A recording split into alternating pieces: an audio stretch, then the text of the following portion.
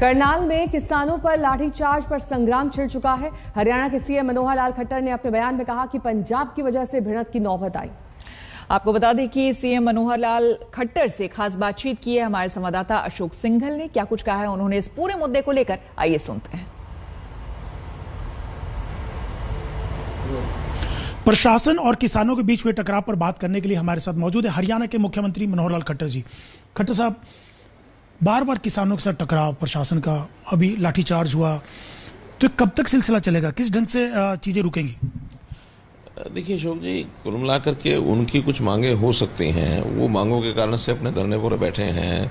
सब बातें ठीक होते हुए भी आखिर समस्या का हल तो उनके हाथ में है। हम लगातार ये कह रहे हैं कि बैठ के बातचीत करनी चाहिए। जो भी उनके ऐसा लगता है कि इन तीनों कानूनों में प्रावधान उनको नहीं सूट करते हैं, उसके ऊपर चर्चा करनी चाहिए। साइंटिस्ट उसमें साथ बैठे हैं, आंदोलनकारी नेताओं को साथ बैठना चाहिए, पॉलिटिकल नेताओं को साथ बैठना चाहिए, लेकिन बातचीत किए बिना इस समस्याओं का हल होने वाला नहीं है। उन्होंने जिद पकड़ रखी है उन्होंने कि पहले तीनों कानून वापस करो। लोकतंत्र में ऐसा नहीं होता है। तो क्या फिर लाठीचार्ज ऐसे ये घटनाएं होती रहेंगी खट्टर साहब? देखिए, इसमें पिछले दिनों में जो कुछ छोटी मोटी घटनाएं हुई उनके साथ हमारी बैठ के बातचीत हुई, और टोहाना में बातचीत होने के बाद, हिसार में बातचीत होने के बाद एक अंडरस्टैंडिंग बनी कि हम अपने आंदोलन को शांतिपूर्वक चलाएंगे, धरने देंगे। हमने कहा धरने दे सकते हैं आप नारे बोल सकते हैं, आपने काले झंडे दिखा सकते हैं, लेकिन कहीं भी सरकारी कामकाज में या किसी भी काम के अंदर बाधा डालने का काम नहीं करेंगे। एक अंडरस्टैंडिंग बनी, एक लिखित समझौता हुआ, योगेंद्र यादव ने साइन किए और नेताओं ने साइन किए, लेकिन अब आकर के फिर वो उसी प्रकार से कि हम ये कार्यक्रम नहीं होने देंगे, वो कार्यक्रम नहीं होने देंगे। लोकतंत्र में ये नहीं चलता है। तो आप ही निशाने पे क्यों हैं? जहां भी आपके कार्यक्रम होते हैं वहीं जाके ये सब होता है। वो सत्ता विरोध उनका एक टारगेट है कि भारतीय जनता पार्टी का सत्ता जहां जाए उसका विरोध करेंगे, और उस विरोध करने वालों में भी इनको जो शय मिली हुई है ये राजनीतिक दलों से मिली हुई है। चाहे वो कांग्रेस है, प्रत्यक्ष रूप से कांग्रेस के जो पूर्व अध्यक्ष जाखड़ जी पंजाब के, उन्होंने तो सीधा सीधा इस बात को माना है कि कैप्टन साहब को एक श्रेय जाता है इस बात का कि इन्होंने जो सारा आंदोलन जो है उसका केंद्र बिंदु हरियाणा को बना दिया, अपने यहाँ से वहाँ सब भेज दिया है। ये उन्होंने प्रत्यक्ष मीडिया पर माना है। तो इसके अंदर और क्या बड़ी बात हो सकती है? अभी भी कांग्रेस के लोग, हरियाणा के भी, उनको जो गलत काम के लिए भी उनको प्रोत्साहित करते हैं। अगर ये विपक्ष के लोग रचनात्मक भूमिका निभाएं, ठीक को ठीक कहें, गलत को गलत कहें, तो फिर ये चीजें कंट्रोल में आ सकती हैं। आखिर जो चीज नहीं भी है उसको भी उकसाने के लिए काम करते रहते हैं। बातचीत के लिए क्यों नहीं तैयार ग्राउंड कराते? विपक्ष के लोग क्यों नहीं करवाते हैं? अमरिंदर सिंह का कहना है कि खट्टर साहब ठीक से हैंडल नहीं कर पा रहे, किसान विरोधी उनके वो कार्रवाई कर रहे हैं, पीसफुल प्रदर्शन कर रहे थे, उसके बाद भी लाठीचार्ज किया। हम 9 महीने से ठीक से हैंडल कर रहे हैं। 9 महीने में आखिर जिस प्रकार के प्रदर्शन की वो लोग कर रहे हैं, उनकी जो व्यवस्थाएं हैं वो हम बना रहे हैं। हमने लगातार उनसे बातचीत भी की हुई है। कभी वो प्रदर्शन करते हैं तो उनसे बातचीत भी करते हैं।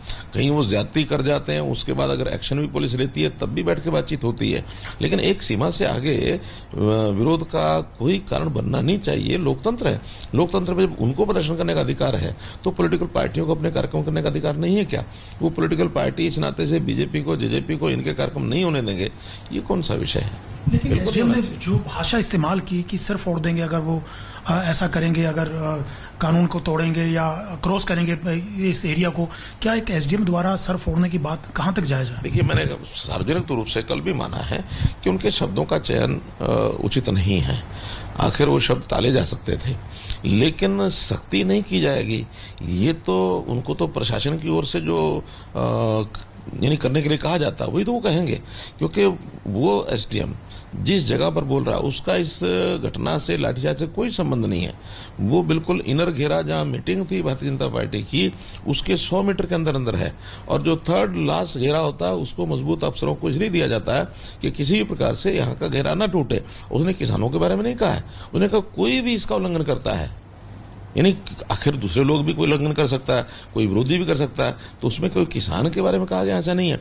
कोई भी इस घेरे का, इसका उल्लंघन करता है, उससे सख्ती से निपटना है, ये उसका जिम्मेदारी है, उसका दायित्व है। हाँ, शब्दों का चयन गलत किया है, इसके लिए हमने हमारे जो चीफ सेक्रेटरी हैं उनको कहा है कि किसी अधिकारी को भेज करके इसकी इंक्वायरी कराएं। और वैसे तो मुझे जो बात में जानकारी मिली है उसने खेद प्रकट कर दिया है, क्षमा याचना कर दी है। जो व्यक्ति खेद प्रकट कर देता है वहाँ विषय को समाप्त करना चाहिए। आगे कोई कार्रवाई नहीं, क्योंकि उनके खिलाफ मामला दर्ज करने की मांग की जा रही है किसानों के द्वारा कि उनके खिलाफ मामला दर्ज किया जाना चाहिए, हत्या का मामला दर्ज किया जाना चाहिए। और विपक्षी पार्टी में कह रहे हैं कि ये कोई ऐसी भाषा का लोकतंत्र में स्थान नहीं है। मैं तो कह रहा हूं कि वो भाषा उसकी गलत थी, नहीं ठीक थी।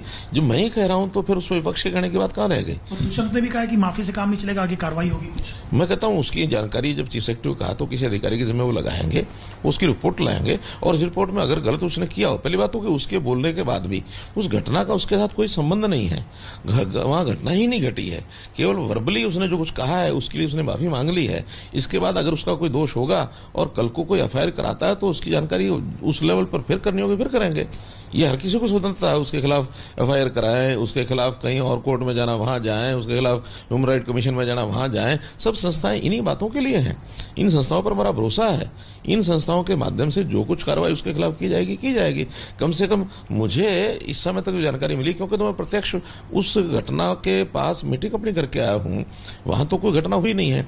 जो घटना हुई वो 12 किलोमीटर दूर बस्ताड़ा टोल पर हुई है, और वो भी जिस प्रकार से उसको मोड़ कर यानी तोड़ मरोड़ करके पेश किया जा रहा है, जिस व्यक्ति की मृत्यु हुई है उस व्यक्ति के ऊपर तो न कोई एफआईआर है, न वो वहां कोई किसी प्रकार के उस लाठीचार्ज के अंदर आगे था। ठीक ठाक प्रदर्शन में वो शामिल हुआ है, लेकिन उसके बाद अपने घर जाकर के खाना खाया, रात को उसको अटैक हुआ, उसकी डेथ हुई है। उसका तो न तो कोई उन्होंने को पोस्टमार्टम उसकी कोई रिपोर्ट आई है, किसी प्रकार का कोई उसका मेडिकल ऐसा नहीं है। तो ऐसे ही कह देना कि उसको चोट लगी है या उसकी डेथ हुई है, बिना प्रमाण के तो कोई चीज होती नहीं है। अगर कोई उनके पास इस प्रकार का प्रमाण होगा कि उस लाठीचार्ज के कारण से उसकी मृत्यु हुई है तो वो सामने आएगा।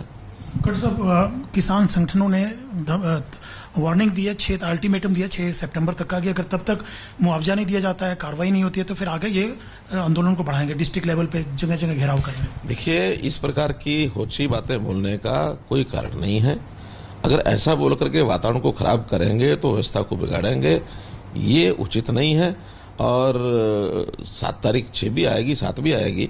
7 तारीख को भी अगर कानून व्यवस्था को तोड़ेंगे तो बर्दाश्त नहीं किया जाएगा। एक आखिरी सवाल खट्टर साहब, क्या इस आंदोलन को आप जायज मानते हैं, चाहे वो दिल्ली के बॉर्डरों पे बैठे हों या हरियाणा में जगह जगह प्रदर्शन कर रहे हैं, किस ढंग से देखते हैं इस पूरे आंदोलन को किसानों को? मैं बताया ना कि ये जो 3 कानून की बात की जा रही है, अगर उनको कोई गलत लगता है, आंदोलन मानो कर रहे हैं और गलत लगता है तो बैठ के बातचीत करना चाहिए ना। आंदोलन कोई भी कर सकता है। आंदोलन कभी भी, आखिर ये स्वतंत्र देश है, संविधान के अंतर्गत दी गई सबको पावर्स हैं, शक्तियां हैं, और उस नाते से उसके अनुसार लोकतांत्रिक तरीके से कोई भी प्रदर्शन होता तो हमको कोई आपत्ति नहीं है। लेकिन कानून को अपने हाथ में लेना, ये हमारा संविधान भी इजाजत नहीं देता है। बहुत बहुत धन्यवाद हमसे बात करने के लिए। कैमरामैन कुलजीत के साथ अशोक सिंघल, चंडीगढ़ आज तक।